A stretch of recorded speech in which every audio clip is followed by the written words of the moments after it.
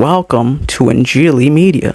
Bible मुकद्दस में खुदावंद यीशु मसीह के मोजज़ात का हमें बारहा जिक्र मिलता है। इन मोजज़ों में अक्सर हमें एक बात कॉमन मिलती है और वो ये है कि खुदावंद यीशु मसीह जिनको शिफा देते हैं, शिफा देने के साथ साथ उन्हें ये भी कहते हैं कि जा तेरे ईमान की वजह से तूने ये शिफा पाई। मिसाल के तौर पे हम देखते हैं कि मत्ती 9 बाब की 22वीं आयत में हम उस औरत का जिक्र पाते हैं जो 12 बरस से खून बहने के आर्जा में मुब्तला थी। जब वो औरत खुदावंद यीशु मसीह के लिबास को छू लेती है तो शिफा पाती है। खुदावंद यीशु मसीह मुड़कर उसे देखते हैं और कहते हैं जा तेरे ईमान ने तुझे अच्छा किया। तो यहाँ हम देखते हैं कि खुदावंद यीशु मसीह इस औरत को उसके ईमान के सबब से शिफा पाने की बात करते हैं। इसी तरह से हम लूका की इंजील के 17वें बाब की 9वीं आयत में 10 कोड़ियों में से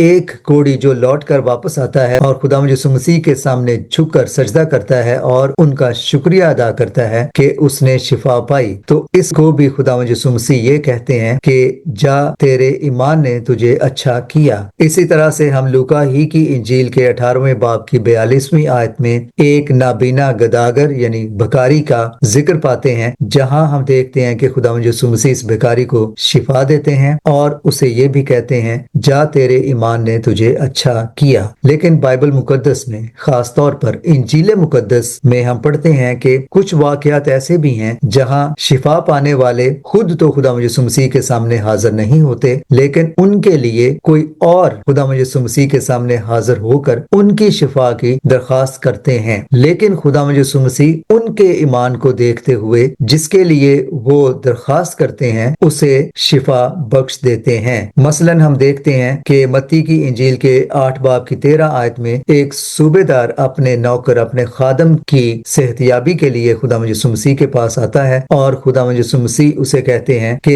जैसा तूने एतकाद किया यानी जैसा तेरा ईमान है जा तेरे लिए वैसा ही हो। इसी तरह से हम देखते हैं कि मत्ती ही की इंजील के 15वें बाब की 28वीं आयत में हम पढ़ते हैं जब एक माँ अपनी बेटी के लिए खुदावंद यीशु मसीह से मिन्नत करती है। ये एक कनानी औरत है और खुदावंद यीशु मसीह से प्लीड करती है, मिन्नत और समाजित करती है कि मेरी बेटी बदरू गिरफ्ता है तो मेहरबानी करके उसे शिफा दें। तो खुदावंद यीशु मसीह उससे भी यही कहते हैं कि ऐ औरत तेरा ईमान बहुत बड़ा है, जैसा तू चाहती है तेरे लिए वैसा ही हो। तो यहाँ भी हम देखते हैं कि जिस लड़की को शिफा दी जाती है वो तो वहां मौजूद नहीं, उसके ईमान की वजह से तो खुदावंद यीशु मसीह उसे शिफा नहीं देते, लेकिन उसकी माँ के बड़े ईमान के सबब से उसे शिफा मिलती है। बिल्कुल वैसे ही जैसे सूबेदार जो कि इस्राएली भी ना था, उसके ईमान के बदौलत उसके खादम को शिफा मिलती है। लेकिन हम देखते हैं कि इसी सिलसिले में सबसे अहम मौजज़ा जो खुदावंद यीशु मसीह करते हैं उसका जिक्र हमें मिलता है मरकस की इंजील और उसके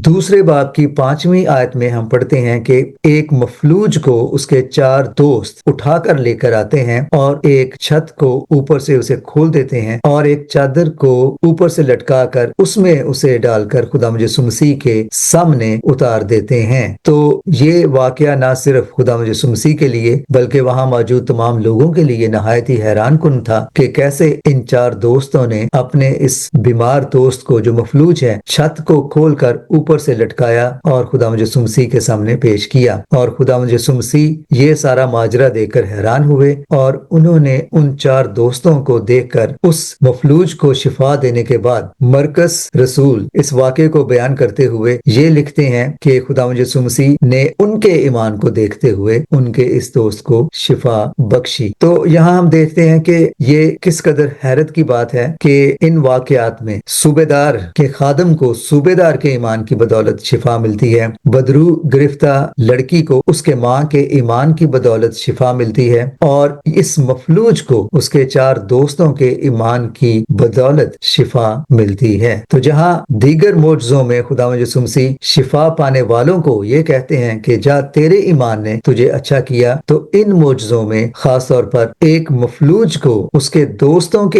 ईमान के सबब से शिफा देते हैं। तो ये तीनों मोजज़े नहायत ही अजीबो गरीब और हैरत अंगेज मोजज़े हैं, जहां एक और शख्स का और मफलूज आदमी के मामले में उसके 4 दोस्तों के ईमान की बदौलत उसे शिफा मिलती है। तो ये है खुदावंद यीशु मसीह की कुव्वत कि ना सिर्फ उन पर बराह रास्त डायरेक्टली ईमान लाने वाले शिफा पाए, बल्कि इनडायरेक्टली बिला वास्ता भी किसी और के ईमान की बदौलत भी उनसे लोगों ने शिफा पाई। आपका ईमान क्या दूसरों को खुदावंद यीशु मसीह के पास लाने का सबब नहीं बन सकता? क्या आपकी जिंदगी में खुदावंद यीशु मसीह ने ऐसे बड़े काम नहीं किए जो ये गवाही साबित हों दूसरों के लिए कि आप उनके सबब से दूसरों को मसीह के पास ला सकें? यकीनन खुदावंद यीशु मसीह ने आपकी जिंदगी में बहुत बड़े बड़े काम किए होंगे, मोजज़ाती काम किए होंगे। उन्हीं के हवाले से, उन्हीं के सबब से आप भी दूसरों को जो मसीह को नहीं जानते और उसकी कुव्वत और कुदरत को नहीं समझते, आपके ईमान की बदौलत वो बड़े बड़े काम जो मसीह ने आपकी जिंदगी में किए हैं, उनकी गवाही के सबब से आप दूसरों को भी मसीह के पास ला सकते हैं।